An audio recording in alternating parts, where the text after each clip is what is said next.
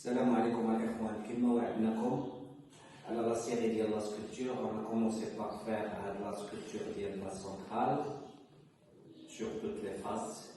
Nous avons la sculpture de la latérale, c'est-à-dire la 11, la 12 sur toutes les faces.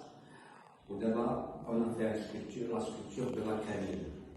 Donc, la sculpture, c'est une étape importante pour le prothésiste et pour le chirurgien dentiste. Il faut savoir sculpter, dessiner toutes les dents. Donc, غادي نحاولوا نديروا واحد لا سيري.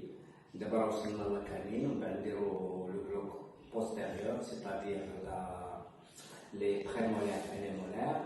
On va essayer de vous initier sur le montage et la stratification de la céramique, que ce soit des bridges, que ce soit des bridges. هادشي من بعد ان شاء الله ما نساليو لا série de la sculpture pour avoir une base morphologique. On va faire la sculpture et la stratification par la suite. Sculpture, on a sculpté avec la latérale, l'khra. De même, on a sculpté la centrale. D'abord, la 23, la canine, la 23 ou la nomenclature, la 13. Donc, on a les 4 faces, la face vestibulaire, la face linguale, la face mésiale et la face distale. D'accord?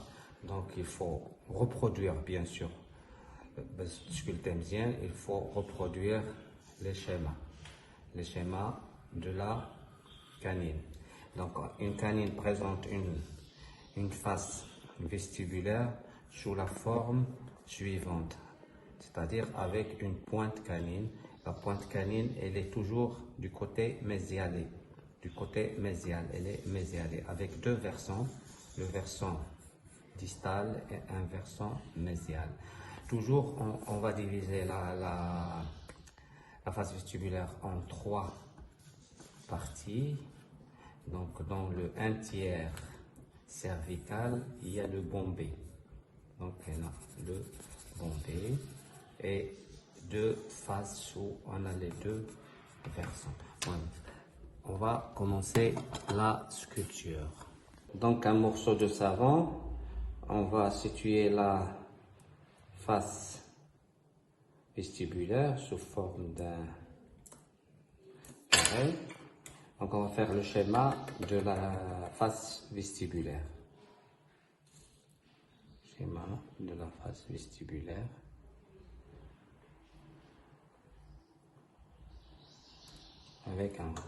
On va commencer par enlever les versants mésial et distal. Et par la suite, on va diviser la face vestibulaire en 3 parties et on va diviser sur la ligne horizontale.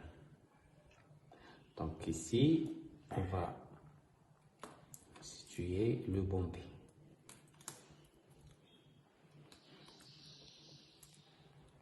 Les versants mésial et le versant distal, en gardant toujours là le bombé.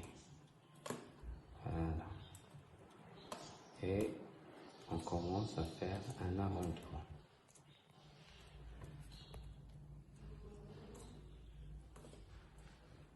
Donc ici, on a un bombé qui se situe au niveau cervical, le 1/3 cervical et les versants mésial et un versant distal. Bien marquer les versants mésial et un versant distal.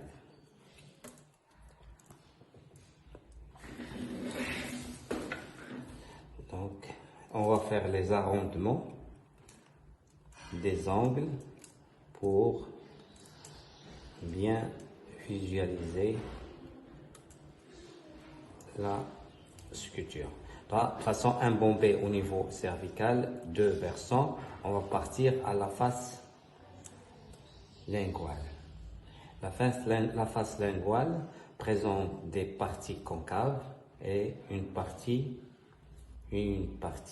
qui est convexe.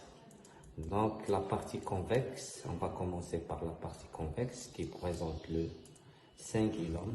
Voilà, c'est le cingulum. Et les parties concaves, c'est les fossettes linguales. 2 fossettes linguales. Sur la face linguale, il y a le cordon de l'émail, on va le situer. C'est pas comme une seule fossette qui se trouve au niveau de la latérale ou de la centrale. Là, on a 2 versants. Donc ici, on a bien sûr le versant médial et un versant distal. On va partir pour sculpter les faces médiales et distales. La face médiale et distale, il présente les parties de contre-dépouille avec une convergence vers le cingulum. Une convergence des parties de contre-dépouille et une convergence vers le cingulum.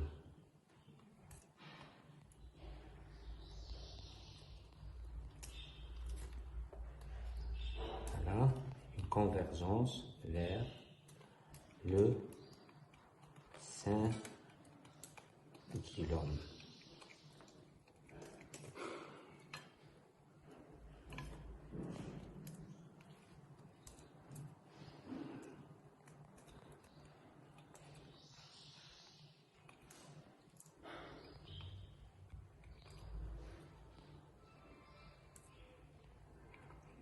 Le contre-dépouille et la convergence vers le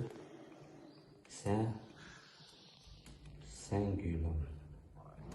Donc ici, on a presque la forme agrandie d'une canine.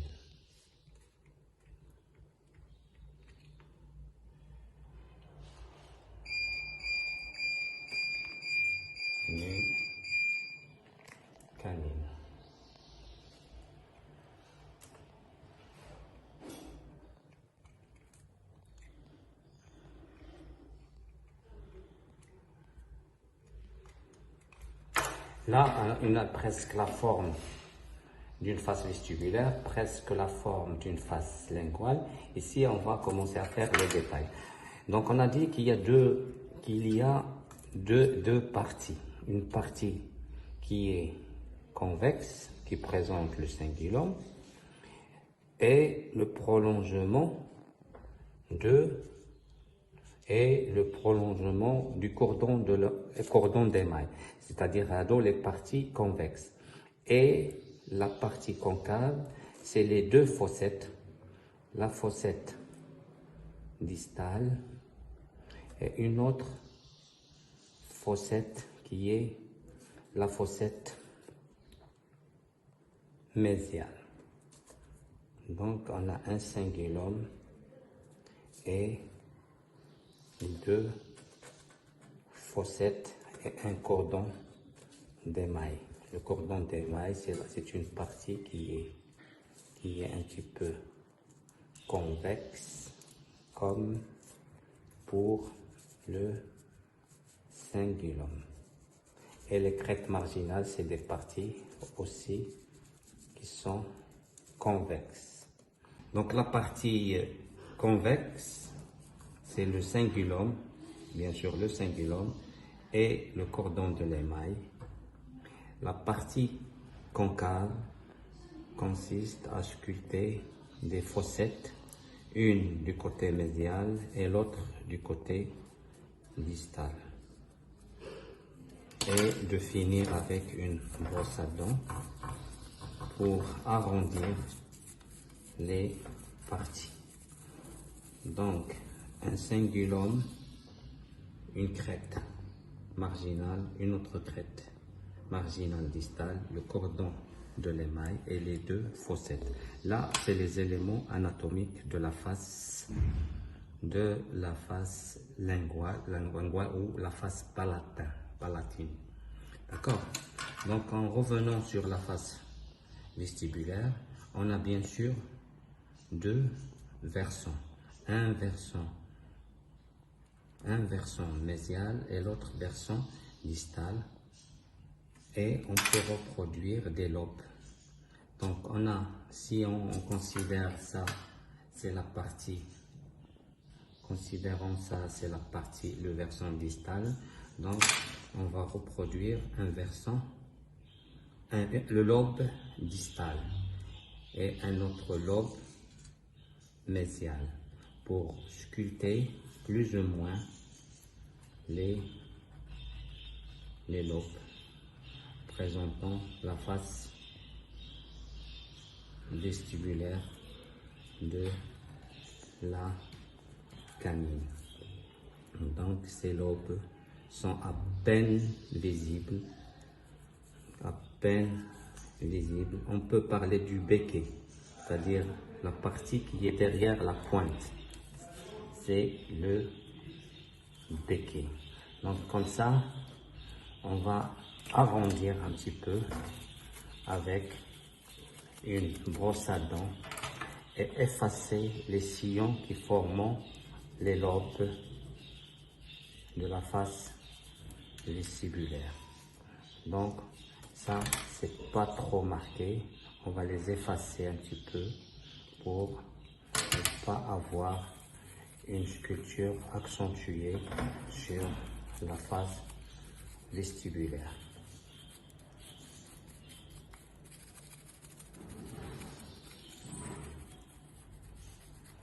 Là, on a ce qu'on appelle l'angle mésial. Là, une pointe canine. Là, une partie de la face vestibulaire. Donc, on va faire une finition. Là, sur la face mésiale et distale, on a ce qu'on appelle une limite en V. Une limite en V qui nous fait un contre-dépouille sur cette face mésiale. De même, sur la face distale, on a une autre V qui limite la cervicale, la partie cervicale de la dent. Jusqu'à ici, on va faire un prolongement de la racine. Un prolongement de la racine d'une manière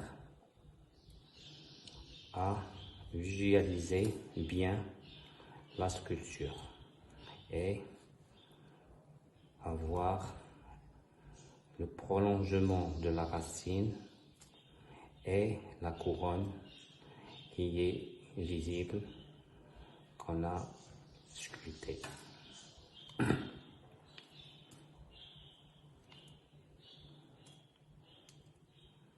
Voilà une divergence des parties proximales, une convergence de la partie cervicale.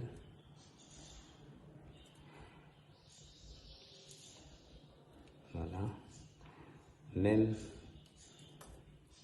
prolongement de la racine. Ici, on a le prolongement de la racine. Donc, on va finir. Et la racine présente une dépression sur la face